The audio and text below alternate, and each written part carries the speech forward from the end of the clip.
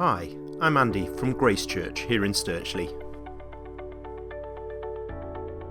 We all go through times in our lives when we're looking to make sense of things, especially when events make us feel uncertain. But where can we go to find it? Is there any ancient wisdom that might help? The book of Ecclesiastes, part of the Bible called the wisdom literature, is over 2,500 years old.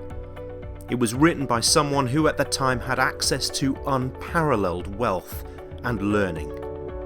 Throughout the book, he wants his readers to explore possible and very common answers to the question of the meaning of life, the big "why are we here" questions. But he starts by defining the limits of his search for meaning to what he calls life under the sun. That is, life in the here and now, without any reference to God, without any hope of heaven, without any belief in a creation story. Instead, just taking everything as it is at face value. He starts with his most important conclusion, in case you don't finish the book. The most famous phrase is the major theme of the book: meaningless, meaningless. Everything is meaningless. And what he describes throughout the book is that feeling that most of us have from time to time, when we're looking at our life and the things we do, from the mundane things of cleaning, or changing nappies, or going to work, or sitting on the number 61 bus, or even the best things we enjoy, making fine art, enjoying life with friends, drinking a beer or having a gin on Sturchley High Street.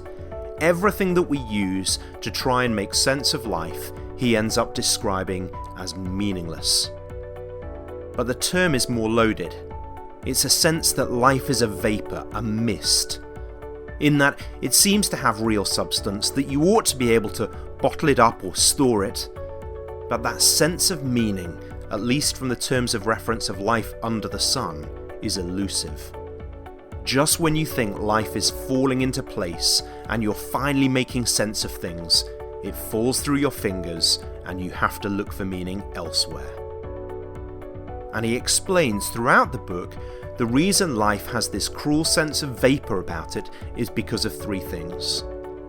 The first is life is chaotic and complex, but it feels like it could almost make sense. It feels like it ought to be predictable and controllable. But then something always emerges, like a war or a pandemic, to remind you it isn't. And there is a certain sense of cruelty to that. Secondly is the sense of injustice that we experience, that life feels like it ought to be fair, and yet there are just enough reminders for us that just because life feels like it ought to be fair doesn't make it fair. And lastly, finally, the biggie is death. The frustration of life the writer describes is the abrupt dead end that cuts off work and success and expertise just when it's been started. And again, his point is death feels inappropriate, it feels unwelcome in this life under the sun. It feels like maybe, just maybe, we were made for something more. We were made for immortality. Like Schopenhauer said, life is a constant process of dying as you realise the futility of our own existence.